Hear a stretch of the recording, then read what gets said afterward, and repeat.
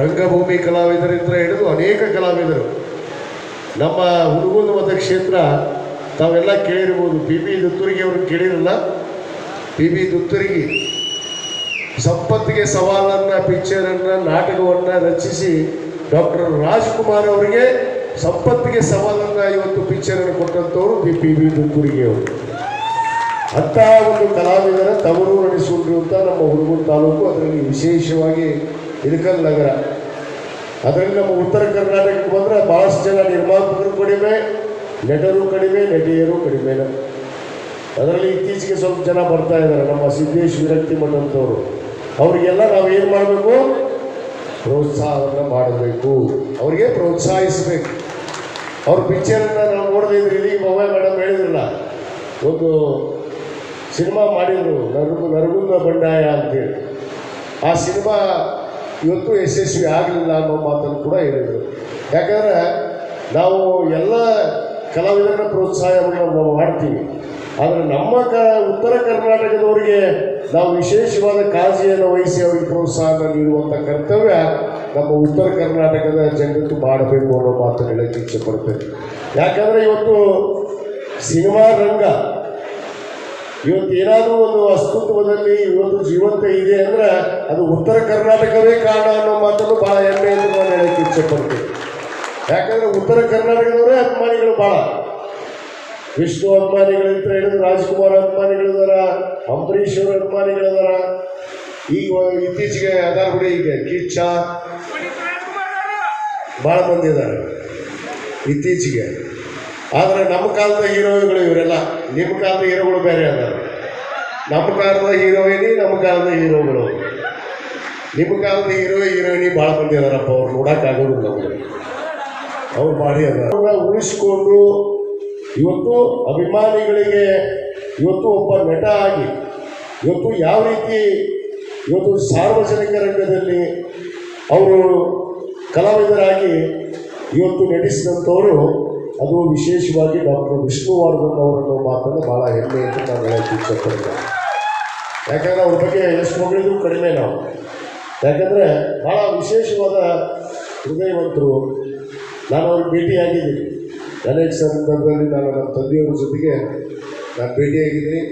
ಅಂಬರೀಷ್ ಅವರಂತೂ ನಮಗೆ ಭಾಳ ಆಪ್ತರಿದ್ದರು. ಯಾಕಂದರೆ ನನ್ನ ಜೊತೆಗೆ ಭಾಳ ಹತ್ತಿರದ ಒಡನಾಟ. ನಮ್ಮ ಹುಡುಗರ ತಾಲೂಕಕ್ಕೆ ಒಂದು 2-3 ಸಲ ನಾನೇ ಕರ್ಕೊಂಡು ಬಂದಿದ್ದೇವೆ ಅಂಬರೀಷ್ ಅವರಿಗೆ.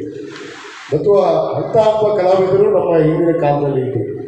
ನಾನು ಇತ್ತೀಚೆಗೆ ನೋಡ್ತಾ ಇದ್ದರೆ ಅದು. ಆದರೆ ನಾನು ವಿನಂತಿ ಮಾಡ್ಕೊಳ್ಳೋದು ಅಭಿಮಾನಿಗಳ ಹತ್ರ, ನೀವು ಕಲಾಭಿಮಾನಿಗಳಾಗಿ ಕಲಾ ಪ್ರೋತ್ಸಾಹವನ್ನು ಮಾಡಿರಿ. ಆದರೆ ಕಲಾವಿದರು ತಪ್ಪು ಮಾಡ್ತಾರೆ ಅಂತೇಳಿ ನೀವು ಕೂಡ ತಪ್ಪು ಮಾಡೋಕ್ಕೆ ಹೋಗಬಾರ್ರಿ ಅನ್ನೋ ಮಾತನ್ನು ವೇದಿಕೆ ಮುಖಾಂತರ ನಾನು ಹೇಳೋಕ್ಕೆ ಇಷ್ಟಪಡ್ತೀನಿ. ಯಾರೋ ಆ ರಂಗಕ್ಕೆ ಕಳಂಕ ತರ್ತಾ ಇದ್ದಾರೆ ಇವತ್ತು ಕೆಲವಷ್ಟು ಜನ. ಅಂಥವ್ರಿಗೆ ನಾವು ಬೆಂಬಲ ಮಾಡುವಂಥದ್ರಲ್ಲಿ ಅರ್ಥ ಇಲ್ಲ. ಯಾಕಂದರೆ ಒಂದು ನಿರ್ಣಾವಳಿ ಮನುಷ್ಯನಿಗೆ ಹೇಳ್ತಾರೆ, ಕ್ಯಾರೆಕ್ಟರ್ ಈಸ್ ಮೋಸ್ಟ್ ಇಂಪಾರ್ಟೆಂಟ್.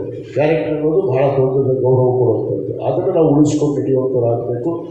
ಇವತ್ತೇನು ನಮ್ಮ ಸಿದ್ದೇಶ್ ವಿರಕ್ತಿ ಮಠವರು ಏನು ಇವತ್ತು ಮತ್ತೊಂದು ಸಿನಿಮಾವನ್ನು ಮಾಡ್ತಾ ಇದ್ದಾರೆ ನೋಡೋಣ. ಖಂಡಿತವಾಗಿ ಬರೋ ದಿನಗಳಲ್ಲಿ ಈ ರಾಜ್ಯದ ಕರ್ನಾಟಕ ಕನ್ನಡದ ಏನು ಸ್ಯಾಂಡಲ್ವುಡ್ ಏನು ನಾವು ಚಿತ್ರರಂಗ ಅಂತ ಹೇಳ್ತೀವಿ, ಅದರಲ್ಲಿ ಒಬ್ಬ ಅತ್ಯಂತ ಶ್ರೇಷ್ಠ ನಿರ್ಮಾಪಕರಾಗಿ ಅವರು ಹೊರ ಹೋಗ್ಬಿಡಿ ಅಂತೇಳಿ ಇವತ್ತು ಈ ವೇದಿಕೆ ಮುಖಾಂತರ ಅವರು ಹಾರೈಕೆಯನ್ನು ಹಾರೈಸ್ತೇನೆ. ನಮ್ಮ ಪೂಜ್ಯರ ಆಶೀರ್ವಾದ ಕೂಡ ಅವ್ರಿಗಿರಲಿ ಅಂತೇಳಿ ಈ ಸಂದರ್ಭದಲ್ಲಿ ಹಾರೈಕೆಯನ್ನು ಹಾರೈಸಿ, ಇವತ್ತೇನು ನಮ್ಮ ರಾಜೀವ್ ಗೌಡ್ರು ಅವರ ಸಂಘಟನೆಗೆ ವಶಕ್ಕೆ ಕೊಡಬೇಕಾಗಿದೆ. ಬಹುತೇಕ ಅದರ ಬಹುದಿನದ ಬೇಡಿಕೆ ಇವತ್ತು ಮೈಸೂರಿನಲ್ಲಿ ನಮ್ಮ ಮುಖ್ಯಮಂತ್ರಿಗಳಾದಂಥ ಸನ್ಮಾನ್ಯ ಸಿದ್ದರಾಮಯ್ಯ ಸಾಹೇಬರು ಈಗಾಗಲೇ ವಿಷ್ಣುವರ್ಧನ್ ಅವರ ಒಂದು ಇದಕ್ಕೆ ಜಾಗೆಯನ್ನು ಕೊಟ್ಟಿದ್ದಾರೆ. ಆದರೆ ಅದು ಬೆಂಗಳೂರಿನಲ್ಲಿ ಕೂಡ ಕೊಡಬೇಕು ಅನ್ನೋದು ಅವರ ಒತ್ತಡ ಇದೆ. ನಾನು ಕಳೆದ ಬೇರೆ ಕೂಡ ಇದೇ ಒಂದು ಕಾರ್ಯಕ್ರಮದಲ್ಲಿ ನಾನು ಹೇಳಿದ್ದೆ ರಾಜೀವ್ ಗೌಡ್ರಿಗೆ, ಖಂಡಿತವಾಗಿ ನಾನು ನಿಮ್ಮ ಜೊತೆಗೆ ಇರ್ತೀನಿ, ನಮ್ಮ ಸರ್ಕಾರ ಬಂದೇ ಬರುತ್ತೆ, ನಾನು ನಿಮ್ಮ ಜೊತೆಗೆ ಅದನ್ನು ನಿಂತ್ಕೊಂಡು ಆ ಕಾರ್ಯವನ್ನು ನೆರವೇರಿಸ್ಕೊಡ್ತೀನಿ ಅಂತ ಹೇಳಿದ್ದೀನಿ. ಈಗೂ ಕೂಡ ಈ ವೇದಿಕೆ ಮುಖಾಂತರ ನಾನು ಅವರಿಗೆ ಬುಧವಾರ ಟೈಮ್ ಕೊಡ್ತೀನಿ. ಮುಖ್ಯಮಂತ್ರಿಗಳ ಹತ್ರ ಕರ್ಕೊಂಡು ಹೋಗಿ ನಾನು ಅದನ್ನು ನಿಮ್ಗೆ ಅನುಮತಿಯನ್ನು ಕೊಡಿಸುವಂಥ ಕೆಲಸ ನಾನು ಖಂಡಿತವಾಗಿ ಮಾಡ್ತೀನಿ ಅನ್ನೋ ಮಾತನ್ನು ಈ ವೇದಿಕೆ ಮುಖಾಂತರ ಇಷ್ಟಪಡ್ತೇನೆ. ಇದು ರಾಜಕೀಯ ಭಾಷಣ ಅಲ್ಲ ನಮ್ಮದು. ಇದು ಒಬ್ಬ ವಿಷ್ಣುವರ್ಧನ್ನ ಅಭಿಮಾನಿಯಾಗಿ ನಾನು ಕೊಡುವಂಥ ಮಾತನ್ನು ಅಂತ ಮಾತನ್ನು ವೇದಿಕೆಯಲ್ಲಿ ಹೇಳಕ್ಕೆ ಇಚ್ಛೆ ಪಡ್ತೇನೆ. ಯಾಕಂದ್ರೆ ರಾಜಕೀಯ ಭಾಷಣ ಭಾಳ ಮಾಡ್ತೀವಿ, ಆದರೆ ಯಾವುದೂ ಸುಳ್ಳು ಹೇಳೋದು ನನಗೆ ಸ್ವಭಾವನೇ ಇಲ್ಲ. ಯಾಕಂದರೆ ಸುಳ್ಳು ಹೇಳಿ ಚಪ್ಪಾಳೆ ಹೊಡಿಸ್ಕೊಂಡು ಹೋಗುವಂಥ ಮನುಷ್ಯ ನಾನು ಅಲ್ಲ. ಯಾಕಂದರೆ ನಾನು ಏನಿದ್ರು ಆಗತ್ತೆ ಇಲ್ಲ ಹೌದು ಇಷ್ಟೇ ನನಗೆ ಬರೋದು. ಅದಕ್ಕೆ ಖಂಡಿತವಾಗಿ ಅವರ ಒಂದು ಬೇಡಿಕೆ ಭಾಳ ನ್ಯಾಯಯುತವಾದ ಬೇಡಿಕೆ ಇದೆ. ಯಾಕಂದರೆ ಅವ್ರು ತಪ್ಪಲ್ಲ ಕೇಳ್ತಾ ಇದ್ದಾರೆ, ಅವರ ಅಭಿಮಾನಿಗಳು ಕೇಳ್ತಾ ಇದ್ದಾರೆ. ಈಗ ಅವರು ಸಮಾಧಿ ಜಾಗೆಯನ್ನು ಕೊಡಬೇಕು, 10 ಗುಂಟೆ ಜಾಗೆಯನ್ನು ಕೇಳಿದ್ದಾರೆ. ಅದನ್ನು ಖಂಡಿತವಾಗಿ ಅದನ್ನು ಒಪ್ಪಿಸಿ, ನಾನು ಮಾನ್ಯ ಮುಖ್ಯಮಂತ್ರಿಗಳನ್ನು ಒಪ್ಪಿಸಿ ಕೊಡಿಸುವಂಥ ಜವಾಬ್ದಾರಿ